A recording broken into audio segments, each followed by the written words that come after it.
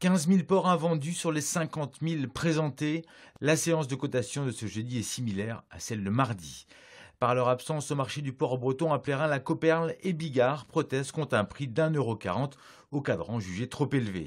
Une situation inquiétante pour les salariés des industriels rangés aux côtés des agriculteurs. Je pense que plus on va vers le bas et plus on va vers une médiocrité, quoi. Alors que c'est le contraire qu'il faut faire. Il faut élever justement le niveau du marché, quoi. Parce qu'en le faisant élever, on obtiendra aussi de la qualité, on obtiendra la diversification. Évidemment, ces agriculteurs-là, on est entièrement avec eux. Dans la mesure où s'il n'y a plus d'agriculteurs, il n'y aura plus de porcs non plus à abattre. Donc c'est notre emploi qui sera mis en difficulté. Parce que qui va se faire léser là-dedans, c'est toujours le salarié, quoi. Pour valoriser des produits contenant des viandes de porc élevées, abattues et transformées en France, les organisations professionnelles souhaitent qu'à l'image des produits frais, l'origine des viandes soit clairement inscrite sur les produits transformés. Un décret permettrait de clarifier la situation selon Michel Bloch, vice-président du comité régional porcin. Les MDD des distributeurs jouent le jeu, globalement jouent le jeu.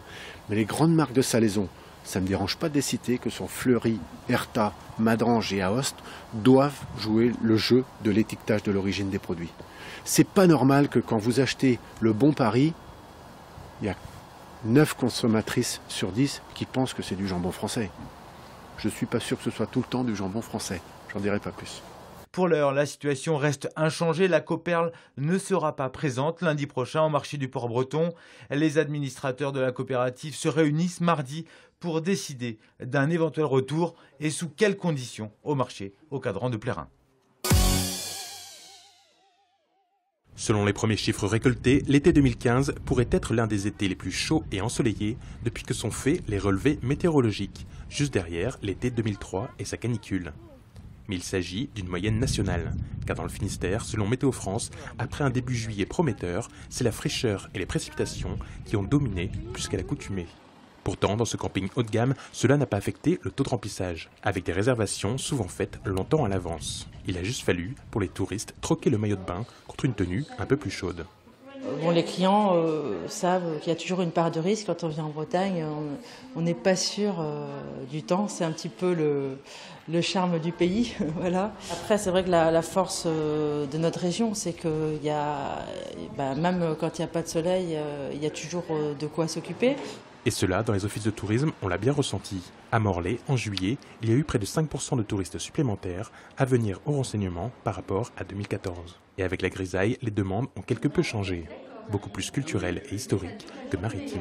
On va se mettre à l'abri d'une météo un petit peu grisâtre, on va aller au musée, on va découvrir la maison à Pont d'Allée, la maison dite de la Duchesse Anne, on va découvrir ici notre beau manoir, on va aller faire des visites un petit peu plus dans les terres, visiter les enclos paroissiaux, et puis on peut aller manger des crêpes, on peut aller au restaurant, on peut aller découvrir les expositions. Il pleut, mais on trouve toujours quelque chose à faire. Et ceux qui ne sont pas sur le créneau culture et patrimoine s'en sortent aussi, et même plus que bien. Nous, on aime la pluie. L'été dernier, il a fait beau, le parc était vide.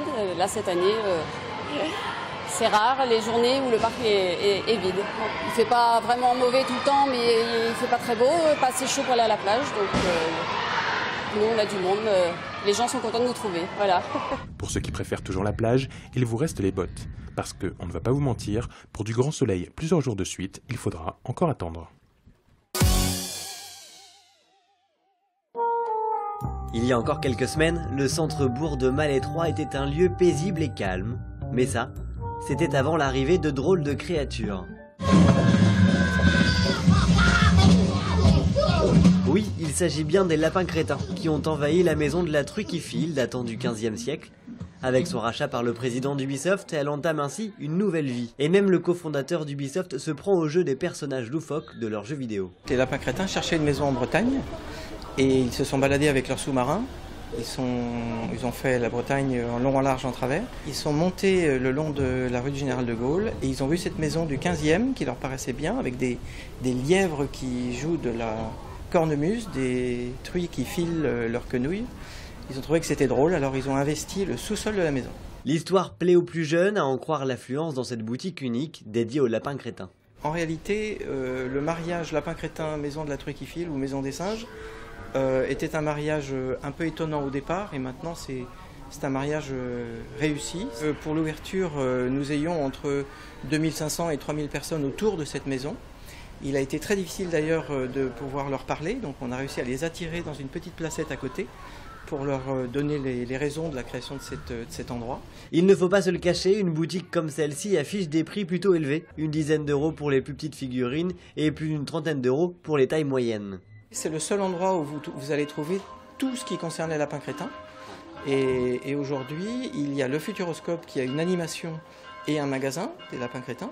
Mais aujourd'hui, ici, c'est le seul magasin au monde qui est complètement dédié aux lapins. Et pour le moment, ce pari un peu fou crée son effet. Est-ce que vous avez trouvé votre bonheur ici? Les enfants, je pense. Moi, c'est un peu une découverte.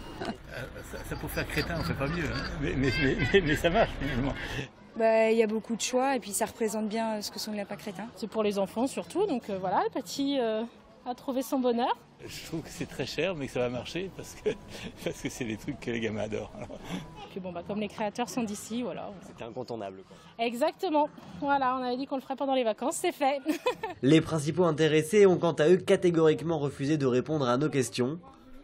Et pour au moins encore un mois, l'expérience avec les lapins se fera aussi en 3D et en virtuel, grâce à un siège et à des lunettes immersives. Nous sommes dans la cour d'honneur du château de Maillé en compagnie de son propriétaire actuel, Loïc Danguy de Désert. Bonjour. Bonjour.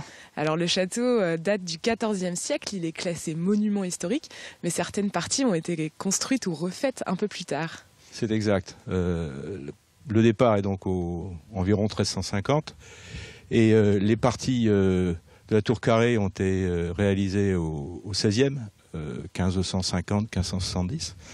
Et la longère a été remaniée et prolongée au XVIIe, dans les années 1610-1620. Mais alors ces rénovations-là, elles ne s'arrêtent pas au XVIe. Il me semble que vous avez aussi eu votre part dans la rénovation du château. Quelles sont les dernières parties que vous avez rénovées ? Tout à fait, c'est rénovation permanente. Je ne fais que suivre mes prédécesseurs. Et on peut voir là tout de suite la porte principale qui a été rénovée il y a une dizaine d'années. Et qui a été complètement reprise et qui est un objet remarquable. Justement, pour faire ces rénovations, il me semble que vous avez aussi fait la toiture. Vous faites appel à qui ? Alors pour tous ces travaux, on fait appel à des artisans locaux qui sont qualifiés auprès des monuments historiques. Enfin, on travaille avec des entreprises organisées localement. Et ce sont tous des compagnons, ils sont passionnés par leur travail. Et ils nous apprennent beaucoup de choses. C'est très intéressant de travailler avec eux. Vous nous disiez que vous aviez refait la porte. Vous avez aussi refait une tour qu'on voit d'ici, non ? C'est ça. Vous voyez le dôme tout en haut, en granit, qui a été refait il y a à peu près 5 ou 6 ans. Alors ce château, on peut le visiter. Expliquez-nous comment ça fonctionne. Alors, effectivement, on peut le visiter. La visite extérieure est libre. D'une part, la visite est toujours gratuite. L'extérieur est libre, les gens viennent quand ils veulent, ils font le tour, c'est autorisé. Et pour l'intérieur, on a des visites organisées en été. La prochaine est samedi prochain, c'est à 15h, près du puits ici. Ou alors sur téléphone, sur rendez-vous. Les gens prennent rendez-vous pour avoir droit à la visite intérieure. Alors vous avez vécu dans ce château du moins l'été. Il me semble que vous improvisez guide assez souvent. Est-ce que vous pouvez nous guider aujourd'hui ? Ah, mais avec grand plaisir. On y va alors ? On y va.